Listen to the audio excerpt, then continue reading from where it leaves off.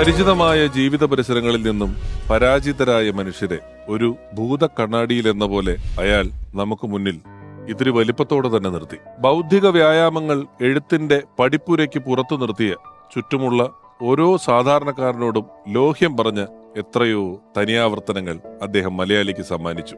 കിരീടവും ചെങ്കോലും നഷ്ടപ്പെട്ടപ്പോഴും കന്മതങ്ങൾക്കായി താഴ്വരകളിൽ ചേക്കേറിയപ്പോഴും കണ്ണീരുപ്പ് കലർന്ന മിഴികളുമായി തിരശീലയിൽ നമ്മെ വരവേറ്റപ്പോഴും അയാളുടെ നായകന്മാർക്കായി ക്ലാസും മാസും ഒരുപോലെ കൈയടിച്ചു. മേലെടുത്ത് രാഘവൻ നായരും സേതുമാധവനും ബാലമാഷും ഭാനുവും റോയിയും ആന്റണിയും അലിയാരും ചന്ദ്രുവും സരോജിനിയും കല്ലിയൂർ ഗോപിനാഥനും വാറുണ്ണിയും വിദ്യാധരനും ബാബുവും ശശികുമാറും തുടങ്ങിയ എത്രയെത്ര കഥാപാത്രങ്ങൾക്കാണ് അദ്ദേഹം വിജയജാതകം എഴുതിവെച്ചത്. കഥകളുടെ എഴുതാപ്പുറങ്ങൾ ബാക്കിയാക്കി കാലമെന്ന സൂത്രധാരൻ പൊടുന്നനെ മടക്കി വിളിച്ച അനശ്വരനായ ചലച്ചിത്ര പ്രതിഭ. ഓർമ്മകളിൽ എന്നും ലോഹിതദാസ്.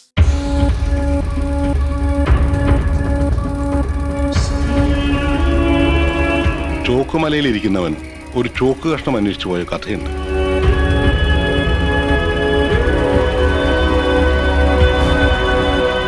നിന്റെ എല്ലാ സങ്കടങ്ങളും തീർക്കുമെന്ന് പ്രതീക്ഷിക്കാം. പ്രതീക്ഷകളാണല്ലോ നമ്മളെയൊക്കെ ജയിപ്പിക്കുന്നത്.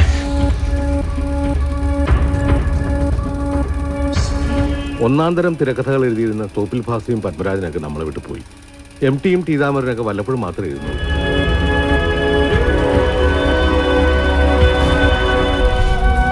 ഓർമ്മയിലെന്നും